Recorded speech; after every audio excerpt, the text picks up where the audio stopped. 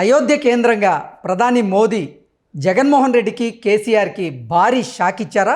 తన పాత మిత్రుడైనటువంటి నారా చంద్రబాబు గారితో స్నేహబంధం కొనసాగించాలని మళ్ళీ ప్రయత్నాలు చేస్తున్నారా అంటే అవుననే సమాధానం ఇస్తున్నారు కొంతమంది రాజకీయ విశ్లేషకులు.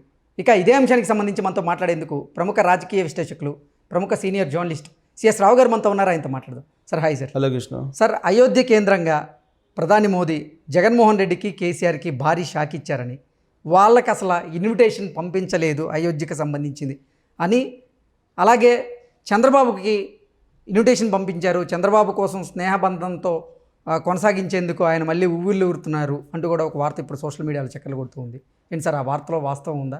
నిజంగా జగన్మోహన్ రెడ్డికి కేసీఆర్కి మోదీ గారు అయోధ్యకు సంబంధించినటువంటి ఇన్విటేషన్ పంపించలేదా అంటే ఏం చెప్తారు సార్? ఇప్పుడు ఒకటేంటంటే దేశవ్యాప్తంగా, దేశమే కాదు ప్రపంచవ్యాప్తంగా ఉన్నటువంటి వాళ్ళు అయోధ్య బాలరాముడి ప్రాణ ప్రతిష్ఠ కార్యక్రమాన్ని చాలా ఆసక్తిగా చూశారు, తిలకించారు. చాలా భక్తిభావంతో చాలామంది దాన్ని చూడటం జరిగింది. ప్లస్ భారతదేశ వ్యాప్తంగా కూడా ఏ మారుమూలకు వెళ్ళాం కానీ రామనామం వినిపించింది. అవును. సో రామనామంతో తరించిపోయింది వాళ్ళ భారతదేశం. ఇలాంటి బృహత్తరమైనటువంటి కార్యక్రమం మరొకటి ఉండదు భారతదేశానికి. అంత పెద్ద కార్యక్రమం ఇది, ఆధ్యాత్మిక కార్యక్రమం.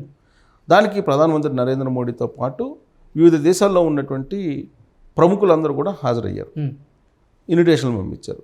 ఇన్విటేషన్లు పంపిస్తే హాజరయ్యారు. అయితే తెలుగు రాష్ట్రాల నుంచి హాజరైనటువంటి వాళ్ళలో Chiranjeevi, megastar Chiranjeevi family plus Pawan Kalyan, Chandrababu Naidu వీళ్ళే కనిపిస్తున్నారు. సార్ మిగతా వాళ్ళు ఉన్నారు, పొలిటికల్ రిలేటెడ్ చెప్తున్నారు.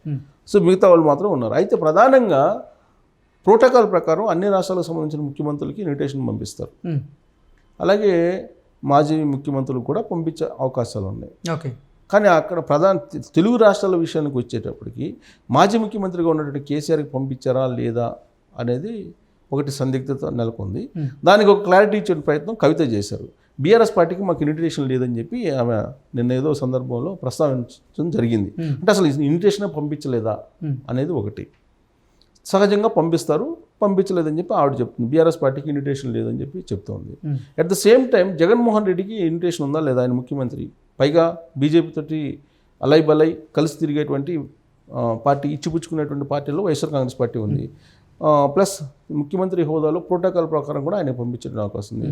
ఆయనకి ఇన్విటేషన్ వచ్చిందా రాలేదా అనేది ఇప్పటివరకు సజ్జల రామకృష్ణారెడ్డి అన్నిటికీ బయటకు వచ్చి మాట్లాడుతూ ఉంటారు కదా, ఆయన కూడా నిర్ధారించలేదు. ప్లస్ సీఎం ఆఫీస్ కూడా నిర్ధారించలేదు. అంటే వాళ్ళు ఇంకా నిర్ధారించలేదంటే వచ్చిందా రాలేదనేటువంటి ఒక సందిగ్ధం అయితే నెలకొంది. సో ఇదంతా ఎందుకు మనం విశ్లేషణ చేసుకోవాల్సి వచ్చిందంటే, నరేంద్ర మోడీ రాబోయేటువంటి రోజుల్లో వీళ్ళిద్దరిని దూరంగా పెడుతున్నారా లేదంటే రాజకీయం క్లోజ్ చేసే ఆలోచన చేస్తున్నారా అనేది ఒకటి. పైగా చంద్రబాబు నాయుడిని ఆహ్వానించారు. చంద్రబాబు నాయుడుకి ప్రత్యేకమైనటువంటి సీటు కేటాయించారు అక్కడ. ప్లస్ అక్కడ మన ఇస్రోకు సంబంధించినటువంటి సోమనాథన్ సీటు పక్కన ఆయనకి సీటు కేటాయించడం, ఇవన్నీ కూడా చూసాం. అక్కడ ఉండేటువంటి ప్రముఖులందరూ కూడా చంద్రబాబు నాయుడిని పలకరించడం, కరచాలన చేయటం, ఇవన్నీ చూసాము. అది కూడా చంద్రబాబు నాయుడిని కరచాలన చేసినటువంటి వాళ్ళలో బీజేపీ వాళ్ళే ఎక్కువ ఉన్నారు.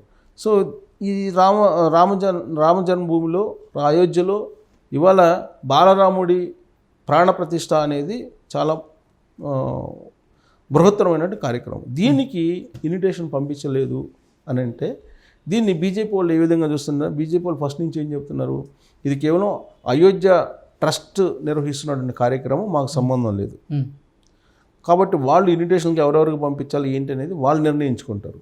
బీజేపీకి సంబంధం లేనటువంటి కార్యక్రమం ఇది సుప్రీంకోర్టు ఏర్పాటు చేసినటువంటి ఒక కమిటీ ఉంది, అయోధ్య ట్రస్ట్ కమిటీ. ఆ ట్రస్ట్ కమిటీ తీసుకున్నటువంటి నిర్ణయాలను మాత్రమే అక్కడ అమలవుతాయి, అంతకు మించి పార్టీకి సంబంధం లేదు అని అంటున్నారు. నరేంద్ర మోడీని కేవలం గెస్ట్గానే మేము ఆహ్వానించేది తప్పితే ఈ అయోధ్య ట్రస్ట్కి సంబంధించినటువంటి కమిటీలో ఆయన సంబంధం లేదు, ఆయనకి ప్రమేయం లేదు అని చెప్పి చెప్తూ ఉన్నారు. సో కాబట్టి ఇప్పుడు బీజేపీని మనం ఈ సందేహాల్లోకి లాగాలా, అవసరం లేదా అనేటువంటి ప్రశ్న వేసుకుంటే కనుక అఫీషియల్గా అయితే బీజేపీని ఇలాంటి సందేహాల్లోకి లాగాల్సినట్టు అవసరం లేదు. కానీ అయోధ్య రామాలయం ట్రస్ట్ ఏదైతే ఉందో ఆ ట్రస్ట్ బీజేపీని కాదని, బీజేపీ అధిష్టానాన్ని కాదని, నరేంద్ర మోడీని కాదని పనిచేస్తుందా అనే ప్రశ్న వేసుకుంటే ఇచ్చే సమాధానం అందరికీ తెలిసిందే. సో అక్కడ సంకేతాలు లేకుండా వీళ్ళు ఇన్వైట్ చేసేటువంటి అవకాశాలు ఉండవు దాదాపుగా.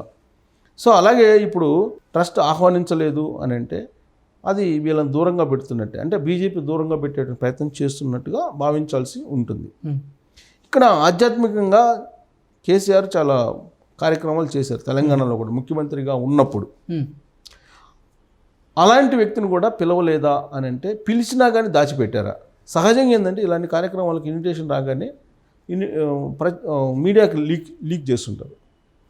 లీక్ చేస్తుంటారు, దానివల్ల అడ్వాంటేజ్ ఏదైనా ఉంటుందని చెప్పేసి భావిస్తూ ఉంటారు.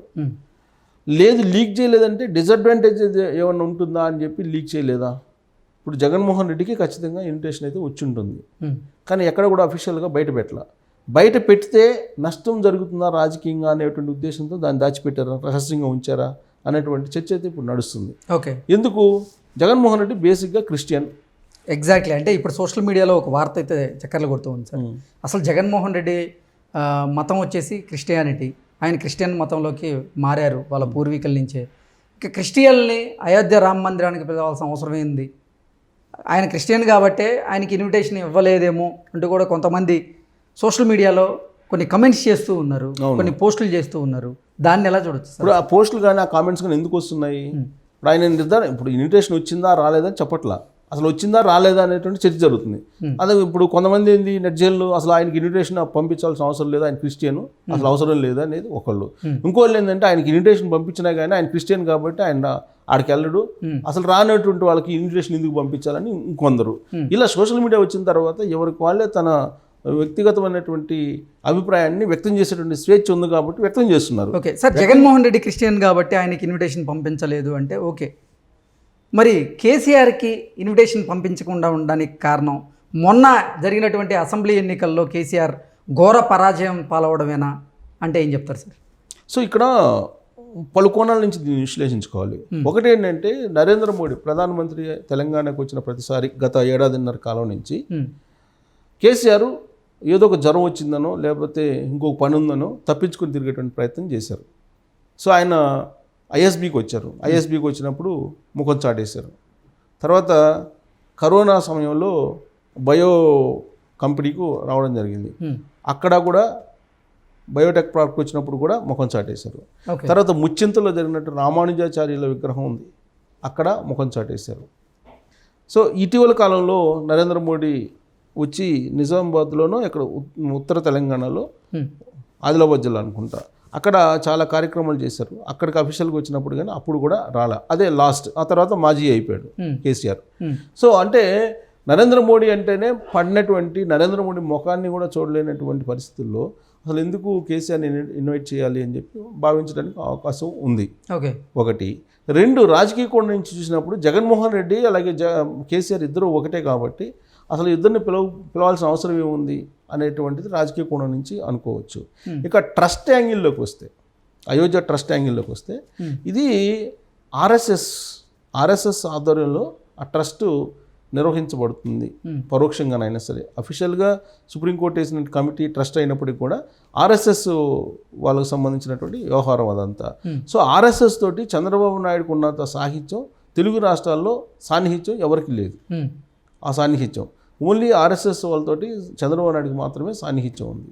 ప్లస్ ఎందుకంటే ఎన్డీఏలో సుదీర్ఘకాలం పాటు పనిచేశారు చంద్రబాబు నాయుడు, ప్లస్ ఎన్డీఏ కన్వీనర్గా ఉన్నారు. ఆ టైంలో నరేంద్ర మోడీని కానీ మోహన్ భగవత్తో కానీ వాజ్పేయితో కానీ అద్వానీతో కానీ వీళ్ళందరికీ కూడా రిలేషన్స్ ఉన్నాయి ఆయనకి.